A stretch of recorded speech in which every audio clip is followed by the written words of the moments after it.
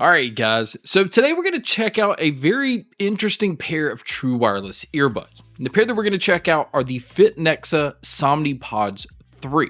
So what makes this pair interesting is it kind of fits the needs of a lot of people's requests that I see in the comment section. There's a lot of people that are always looking for earbuds that they can use while sleeping, so that you can lay your head on your pillow and it be comfortable, not actually feel like it's jamming them into your ears.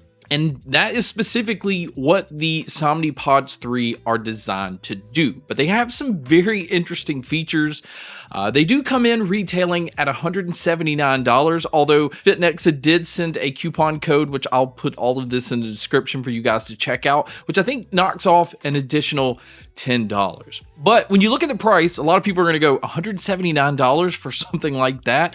Well, if you kind of compare it to the other brands that offer the same thing, so like Bose had the SleepBuds, the SleepBuds 2, those came in retailing at $250, and they didn't even play music. They just had like meditation sounds or noises to be able to sleep to. And then Soundcore has the A30 sleep earbuds. Those come in at $199. So the SomniPods 3 coming in at $179 is actually pretty interesting in itself, especially when you look at some of these features. So it does have active noise canceling.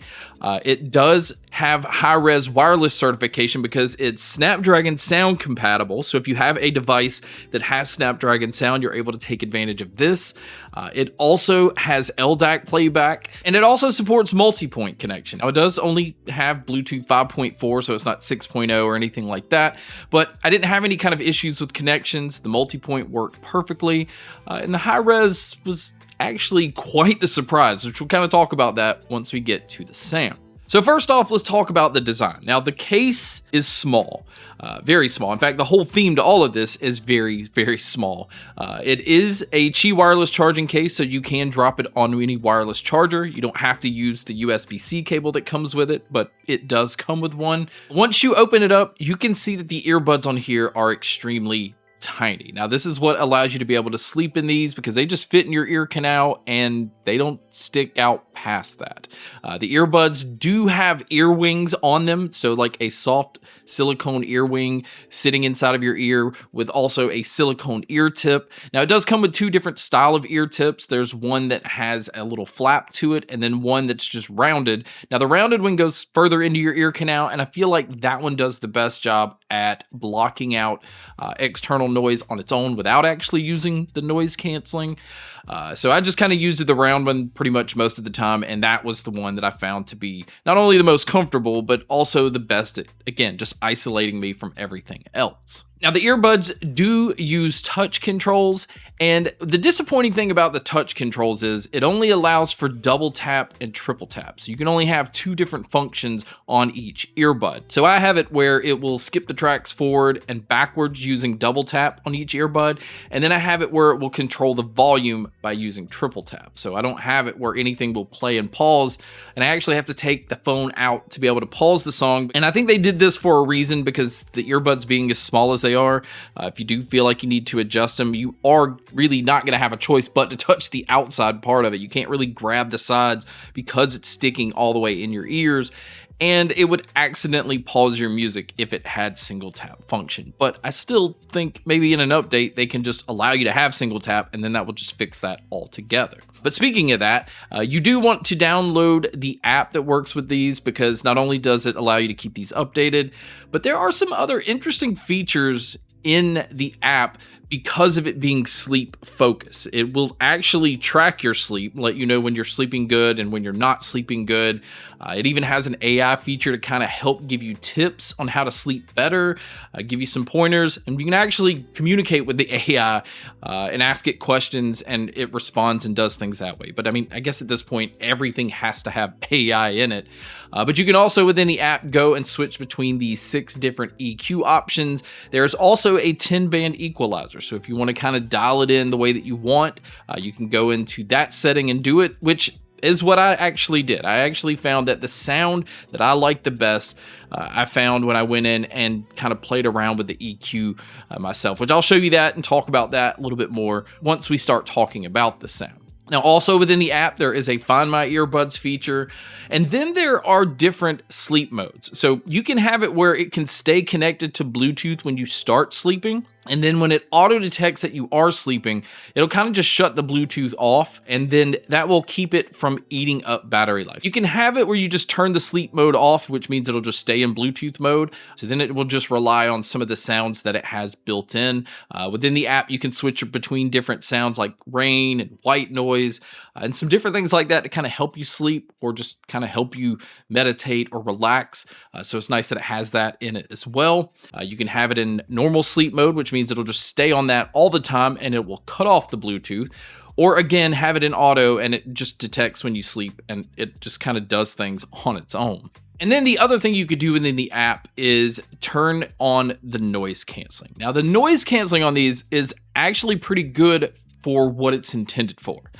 It is not doing the best job at blocking out higher tones. So car horns, people talking, anything that has like that higher frequency, it's still going to just kind of come through the same way it would any pair of true wireless earbuds. But it does an excellent job of blocking out lower tones.